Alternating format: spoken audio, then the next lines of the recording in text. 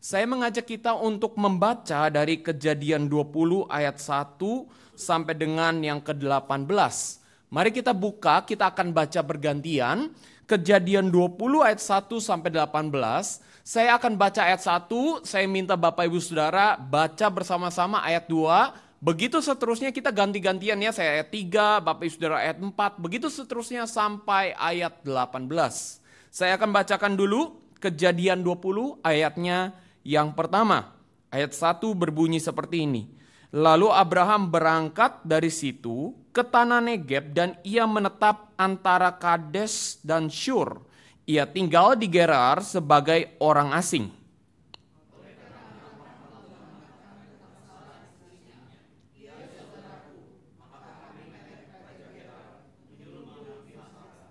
Tetapi pada waktu malam, Allah datang kepada Abimelek dalam suatu mimpi, serta berfirman kepadanya, "Engkau harus mati oleh karena perempuan yang telah kau ambil itu, sebab ia sudah bersuami."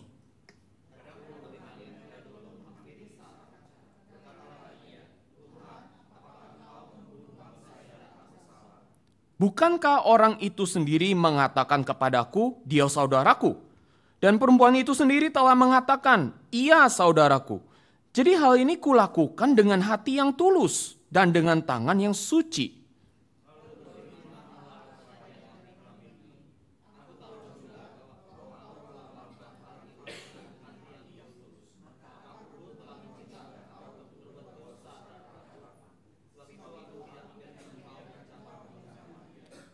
Jadi sekarang kembalikanlah istri orang itu. Sebab dia seorang nabi, ia akan berdoa untuk engkau, maka engkau tetap hidup.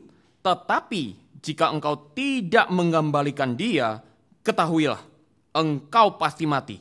Engkau dan semua orang yang bersama-sama dengan engkau.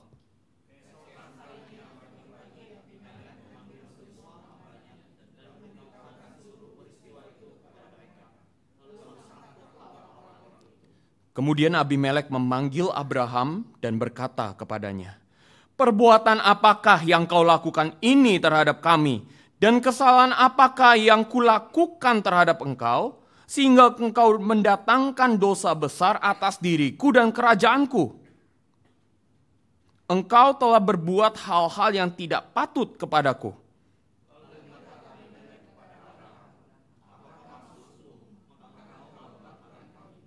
Lalu Abraham berkata, "Aku berpikir takut akan Allah tidak ada di tempat ini. Tentulah aku akan dibunuh karena istriku."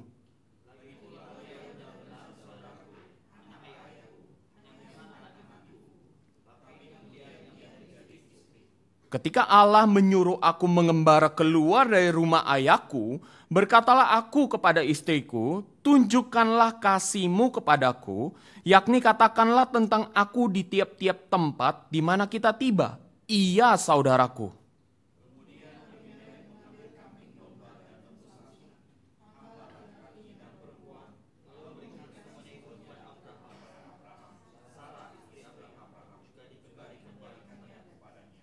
Dan Abimelek berkata, "Negeriku ini terbuka untuk engkau. Menetaplah di mana engkau suka."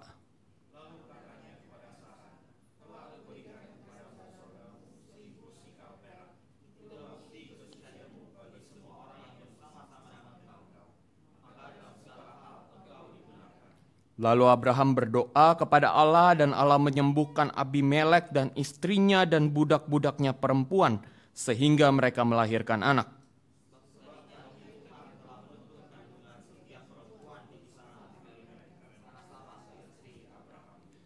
Baik, terima kasih Bapak Ibu Saudara sudah sama-sama membaca firman Tuhan. Pada tahun 2018 ada satu orang bernama James Clear begitu ya. Dia membuat satu buku namanya buku Atomic Habits. Mungkin Bapak Ibu Saudara sering jumpai itu ketika datang ke Gramedia yang ada di mall-mall begitu ya. Dan di dalam buku itu memang si James Clear itu memberikan satu eksposisi atau memberikan satu penjelasan yang cukup dalam bagaimana habits itu ternyata punya power yang begitu luar biasa di dalam kehidupan seseorang. Jadi kalau Bapak Ibu Saudara punya hobi baca atau setidaknya pengen membaca sesuatu yang sifatnya ringan, saya merekomendasi buku Atomic Habits itu bisa Bapak Ibu Saudara baca. Nah, di dalam buku itu ternyata James Clear itu menuliskan satu pemahaman yang cukup menarik walaupun sifatnya itu ternyata sudah cukup umum saya pikir untuk kita ketahui bersama begitu ya. Jadi di dalam buku itu dia tulis bahwa habits are a double-edged sword. Bad habits can shut you down just as good habits can build you up. Saya pikir ini pemahaman yang memang bukan yang baru, bukan sesuatu yang kayak wow banget, karena ini sesuatu yang sangat basics. Tapi Bapak Ibu Saudara, pemahaman yang basics ini seringkali kalau kita mau jujur ya, kita juga seringkali nggak ngeh. Kita lupa ternyata habits kita itu bisa membentuk kita. Entah itu membuat kita semakin berkembang atau justru habits kita itu membuat kita semakin hancur sebagai seseorang. Nah, karena prinsip ini yang ditulis oleh James Clear, akhirnya kita sebagai orang Kristen kita juga harusnya berbenah diri. Sekarang kira-kira habits apa yang bagus yang bisa saya pertahankan, tapi habits apa juga yang buruk, yang perlu saya buang, yang perlu saya hentikan untuk saya keep di dalam hidup ini. Dan tentu Bapak Ibu Saudara, jawaban yang paling obvious, jawaban yang paling jelas, bad habits yang harus kita keluarkan dari hidup kita, itu adalah habit buruknya adalah habitual sin kita. Yaitu dosa yang setiap hari itu selalu kita lakukan begitu loh. Tapi Bapak Ibu Saudara kita sadar habitual sin ini kan sulit untuk dihentikan. Betul gak? Habitual sin ini itu bukan sesuatu yang gampang untuk tiba-tiba dalam keesokan harinya kita tiba-tiba udah gak melakukan itu lagi. Enggak. Karena realitanya kita sadar ada habitual sin yang kita harus tinggalin. Tapi besoknya kita masih bisa melakukan hal itu lagi. Sehingga Bapak Ibu Saudara dan seringkali kalau kita mau jujur ya, kita capek juga kan? Karena mungkin Bapak Ibu Saudara yang ada di ruangan ini pernah bergumul untuk menghentikan habitual sin, tapi berat banget dan akhirnya merasa capek. Lelah sendiri untuk menghentikan habitual sin yang ada di dalam hidup kita. Nah mungkin Bapak Ibu Saudara hari ini habitual sin yang ada di dalam hidup kita itu adalah dosa pornografi. Mungkin kita berpikir dosa pornografi kan kebiasaannya hanya untuk anak muda. Kalau orang kayak gua yang sudah punya umur dan sudah punya anak, harusnya nggak pernah punya pergumulan lagi dengan dosa pornografi. Tapi Bapak Ibu Saudara, realitanya yang sudah menikah menjadi suami istri bertahun-tahun bahkan sudah punya anak, masih ada yang juga bergumul dengan permasalahan pornografi. Itu habitual sin-nya dia. Bahkan kalau kita mau jujur ngomong di dalam realita kehidupan pernikahan, ada yang menggunakan pornografi itu untuk membangun moodnya untuk bisa melakukan hubungan seksual. Ada juga yang menggunakan pornografi itu untuk apa? Mencoba untuk menghilangkan stres. Stres dari apa? Kerja, kehidupan rumah tangga, sekolah anak, biaya dan segala macam. Istri nggak bisa memuaskan, suami nggak bisa memuaskan, nggak mungkin ke tempat pelacuran. Apa yang dilakukan? Jalan pintasnya yang aman, pornografi. Tinggal akses, melakukan masturbasi, ejakulasi, dan tidak lagi stres. Banyak yang melakukan hal seperti itu Bapak Ibu Saudara. Mungkin habitual sin kita, mungkin kita nggak sampai se-ekstrim itu ya. Tapi mungkin habitual sin kita yang kita lakukan adalah mengeluh. Kita terlalu suka untuk fokus kepada permasalahan hidup kita daripada kita bisa melihat ada anugerah Tuhan tuh yang segudang banyaknya itu diberikan dalam hidup kita.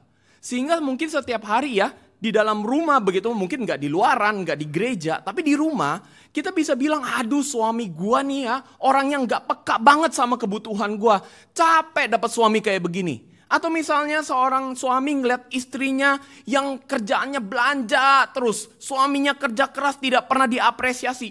Capek ketemu sama istri kayak begini. Coba lu lihat tuh temen gua. Punya istrinya lebih oke daripada gua. Mengeluh. Atau misalnya sebagai anak muda. Kita melihat orang tua kita gak bisa relate dengan kita. Orang tua kita terlalu kudet. Tapi kalau misalnya diajak untuk Instagram, TikTok, dibilang gak boleh. Nanti bisa begini, nanti bisa begitu, kita ngeluh. Akhirnya, punya orang tua begini banget.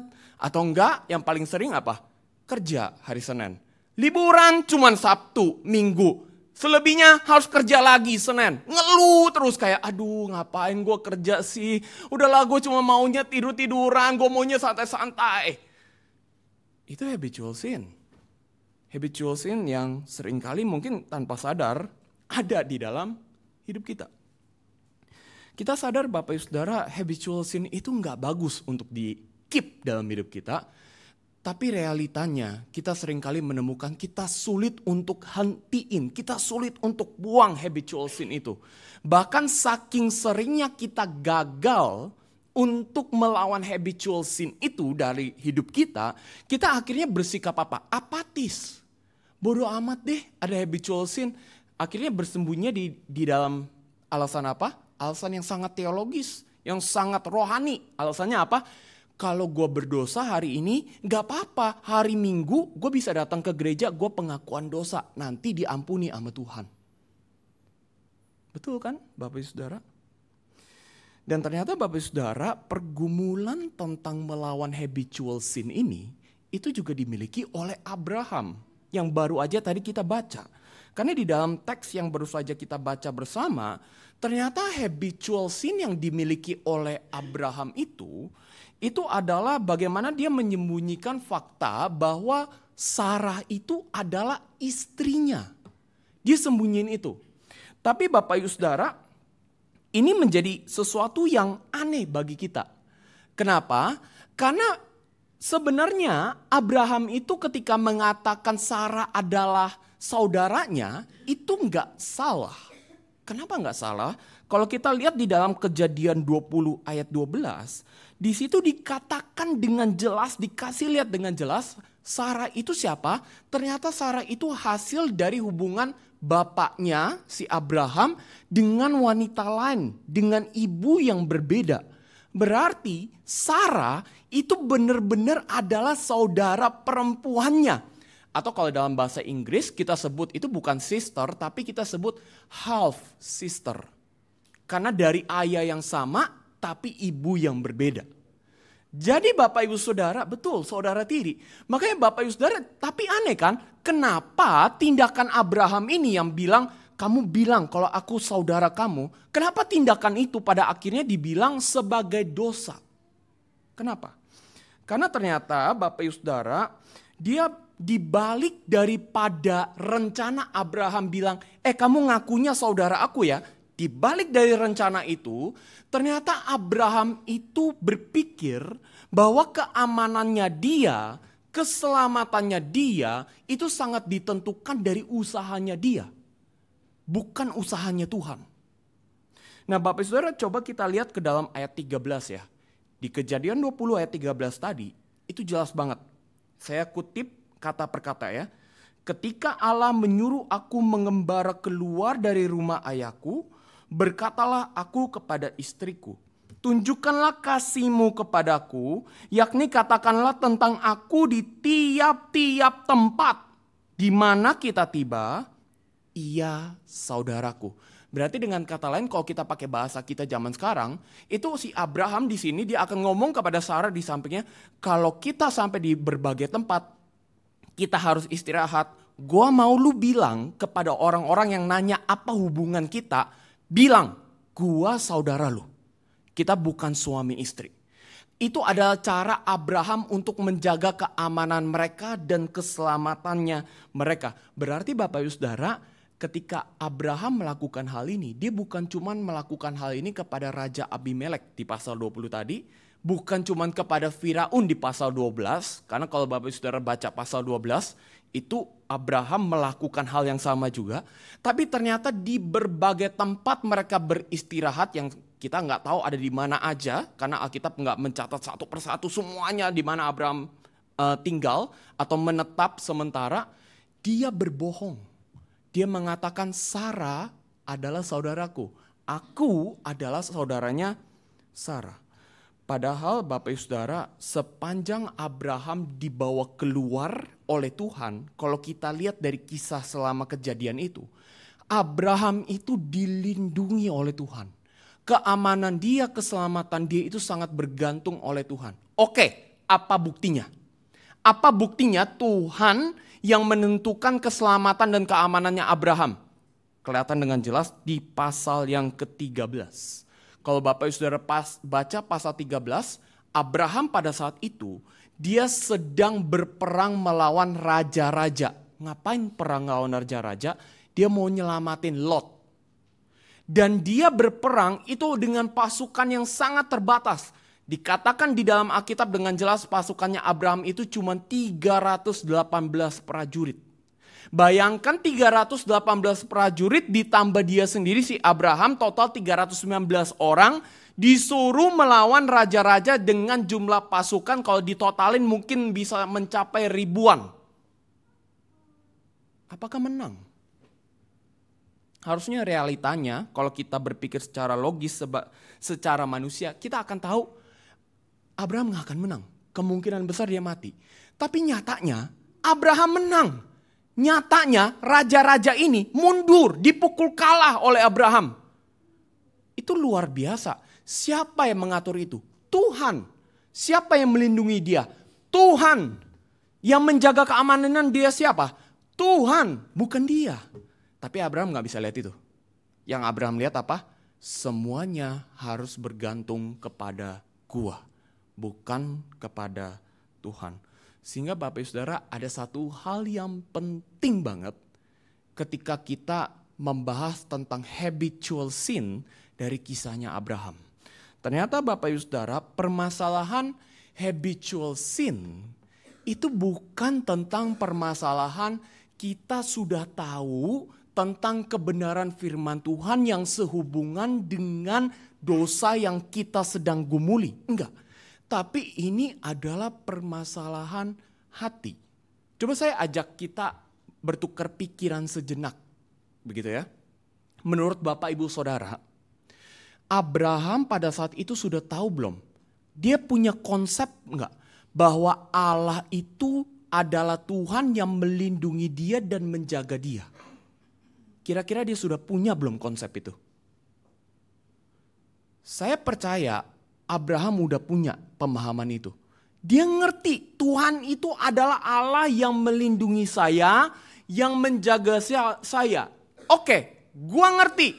Tapi realitanya apa yang dilakukan oleh Abraham, dia gak percaya sama Tuhan. Yang dia lakukan justru dia take action sendiri. Dan kalau Bapak Ibu Saudara baca beberapa buku, sebenarnya taktik Abraham yang bilang kepada Sarah, kamu harus ngaku kamu saudaraku, itu dinyatakan sebagai taktik yang sepihak sifatnya. Abraham paksa Sarah, Sarahnya itu belum tentu mau dengan cara seperti ini. Karena Alkitab nggak mencatat responnya Sarah.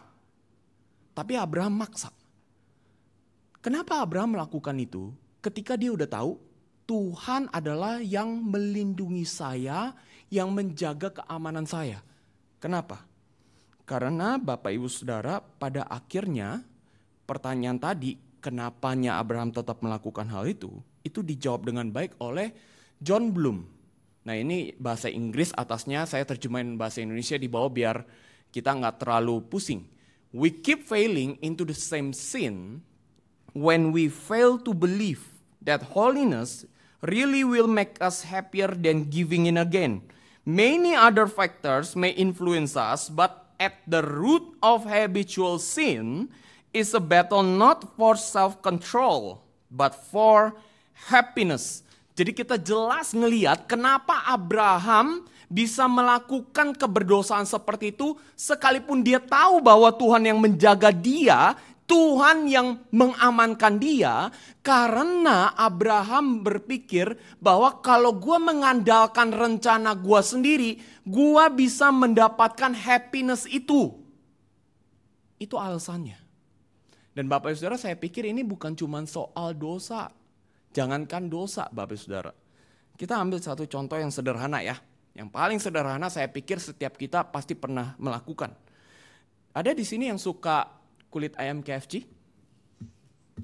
Ada? Kalau pergi gitu ya, ke McD, Nggak harus KFC, McD, Wendy's, atau kemanapun gitu ya, Burger King, pesen ayam. Ada yang suka di sini dengan kulit ayamnya? Itu Bapak Saudara kita tahu ya, kita pasti tahu bahwa kulit ayam KFC itu adalah bagian yang paling terbaik. Paling enak, betul nggak? Kenapa? Kenapa paling enak? Karena dia nyerap minyaknya, betul kan? Jadi pas kita makan itu bukan cuman kriuk, tapi kita bisa ngerasain kayak sensasi minyak-minyaknya yang dipakai buat goreng ayam itu, begitu loh. Dan itu enak bukan main. Betul ya, Bapak Saudara? Saking enaknya, banyak orang kalau di media sosial, cek Instagram, cek TikTok begitu ya. Ini mungkin meme-nya zaman dulu.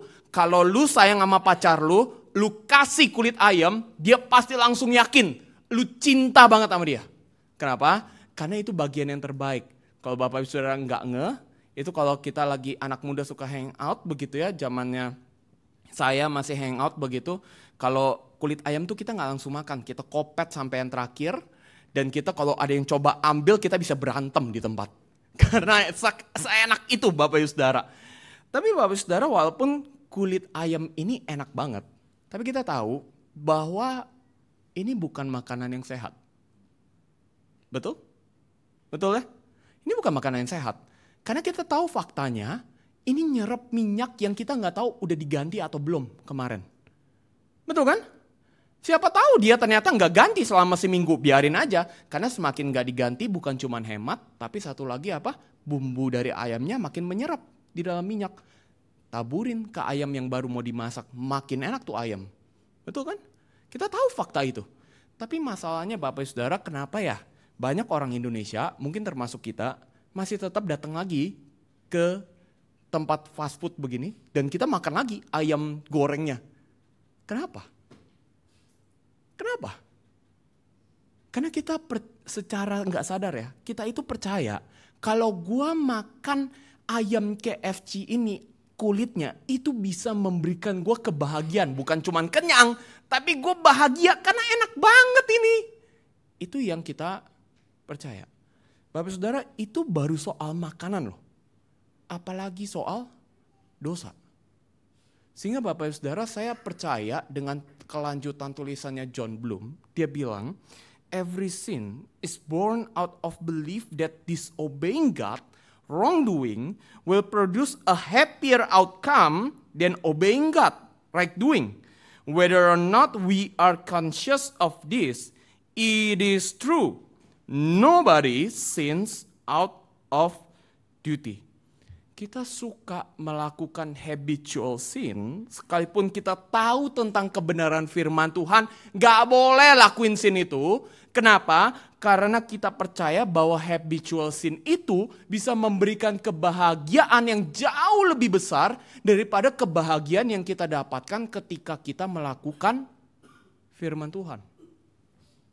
Sehingga kita mungkin, Bapak Saudara, kita suka melakukan perselingkuhan secara diam-diam tanpa diketahui oleh keluarga kita atau teman kita. Kenapa? Karena kita percaya perselingkuhan itu bisa memberikan kebahagiaan kepada saya daripada saya harus setia sama pasangan saya yang menyebalkan, yang bahkan udah gak peduli sama saya.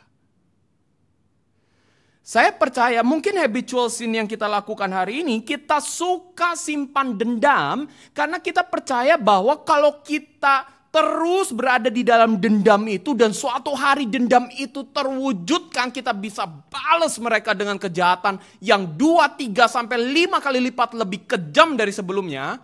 Kita percaya itu bisa memberikan kita kebahagiaan daripada saya harus belajar untuk mengampuni orang yang telah menyakiti saya.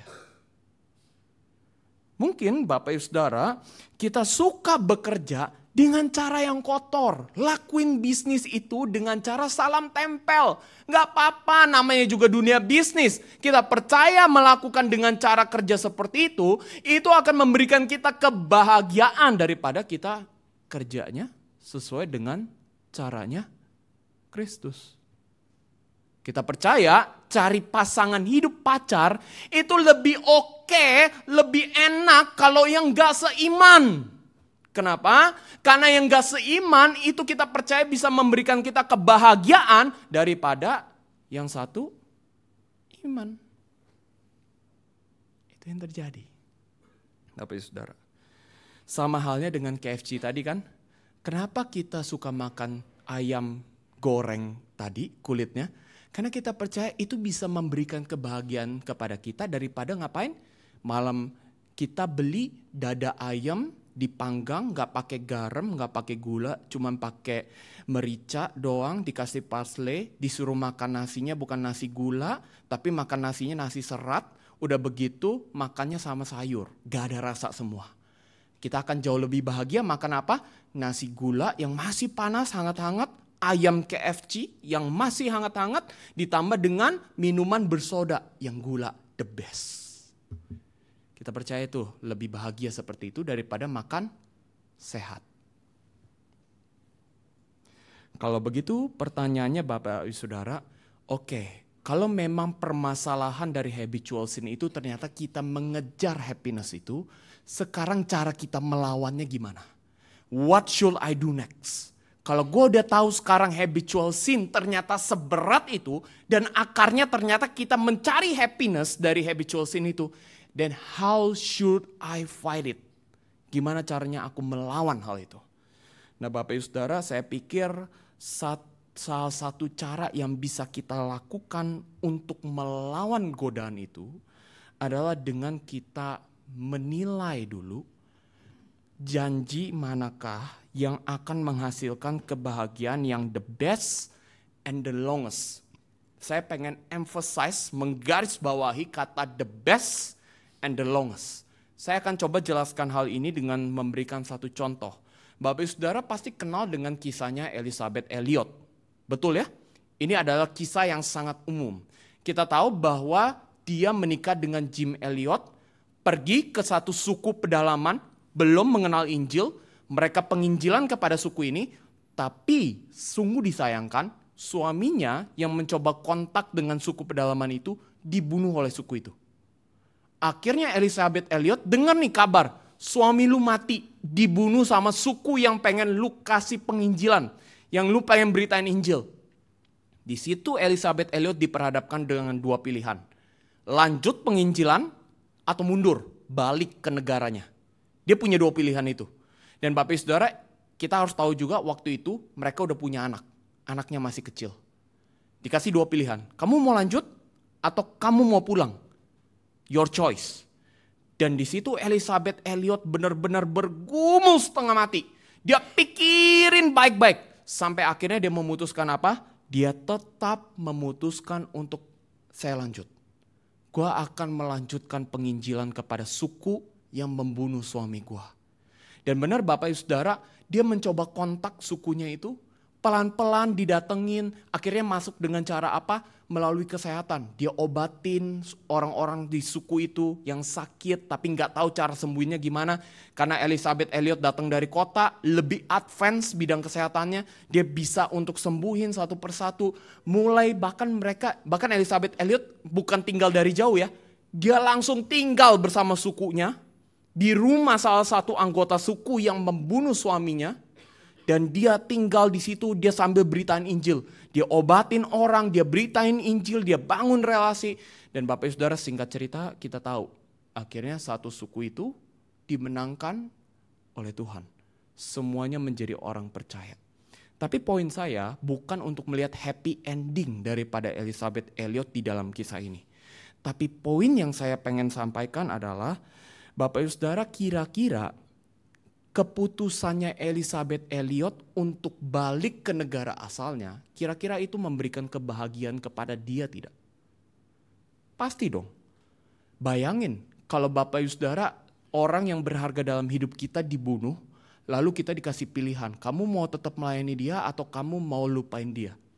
Kemungkinan besar jawaban kita apa? Kita akan lupain dia. Dan ketika kita lupain dia, kita akan merasa kita lebih happy. Tapi Bapak Ibu Saudara, kenapa Elisabeth Elliot tetap milih untuk tetap penginjilan? Karena Bapak Ibu Saudara, dia sadar kalau dia tinggalin suku ini, secara tidak langsung Elisabeth Elliot itu sedang membunuh mereka juga. Membunuhnya dengan cara apa? Elizabeth Elliot tahu, mereka nggak kenal Kristus. Tapi saya tidak mau tahu apa yang terjadi kepada mereka. Saya tidak akan beritakan Injil kepada mereka. Saya pulang. Dan Bapak Ibu Saudara, cepat atau lambat, itu akan menghantui pikirannya Elizabeth Elliot. Karena darah mereka yang tidak mengenal Kristus, padahal punya kesempatan untuk beritain tentang Kristus, itu akan ditanggungkan kepada Elizabeth Elliot. Tangannya akan penuh dengan darah daripada para suku pedalaman yang tidak mengenal Kristus, padahal punya kesempatan untuk tahu tentang Kristus. Elizabeth Elliot itu tahu, kalau gue pulang gue bahagia, tapi bahagia gue sementara. Tapi kalau gue terus lanjutin, gue menderita. Tapi gue tahu, di akhir dari penderitaan gue, ada kebahagiaan yang sifatnya the best and the longest. Dan gue memilih untuk setia kepada apa yang Tuhan sudah ajarkan kepada saya. Itu yang Elizabeth Elliot lakukan. Dan bukankah Bapak Ibu Saudara, kalau kita lihat ke dalam kehidupan Yesus sendiri, ketika Yesus bergumul di Taman Getsemani, dia dikasih 2 pilihan kan? Minum cawan daripada Bapa atau dia lari meninggalkan panggilannya. Tapi apa yang diambil oleh Yesus? Dia memilih untuk menerima cawan itu. Dia memilih untuk mengorbankan dirinya. Dia memilih untuk mati di atas kayu salib untuk menebus setiap orang percaya dari dosa. Sehingga setiap orang percaya termasuk kita, termasuk Bapak Ibu Saudara yang ada di ruangan ini, kita beroleh kehidupan yang kekal. Dan itu adalah kebahagiaan bagi Yesus yang the best and the longest. Bukan cuma karena kita bisa mendapatkan keselamatan, tapi karena dia mengikuti apa yang menjadi kehendak Bapa. Bapak Ibu Saudara, karena itu kita harus terus remind diri kita. Ingatkan diri kita terus bahwa janji yang ada di dalam Yesus itu jauh lebih superior, jauh lebih indah, jauh lebih the best and the longest daripada janji yang diberikan oleh habitual sin yang ada di dalam hidup kita. Remind terus, kasih tahu terus ke dalam pikiran kita bahwa di dalam Yesus kebahagiaan yang kita dapatkan itu the best and the longest, bukan habitual sin yang ada di dalam hidup kita. Sebagai penutup, saya ingin memberikan satu ingat-ingatan bagi kita, sebuah reminder. Dan reminder ini ditulis oleh Paul David Tripp waktu dia juga menuliskan habitual sin. It's a long life process of weeding out all the artifacts of iniquity that still remain in me. It is humbling to know how long God must work on me in a variety situations, in a variety of locations, day after day, moment after moment, to get all the roots of sin that still live inside of me. Bapak Ibu Saudara, peperangan melawan habitual sin di dalam hidup kita, itu adalah peperangan seumur hidup. Enggak pernah gampang. Jangan andalkan kekuatan kita. Selalu sadari bahwa yang menolong kita untuk melawan habitual sin itu di dalam hidup kita, itu adalah Kristus sendiri. Dan terus ingatkan dalam pikiran kita, janji yang ada di dalam Yesus itu memberikan happiness, kebahagiaan yang sifatnya the best and the longest daripada yang ada di dalam habitual sin di setiap hidup kita.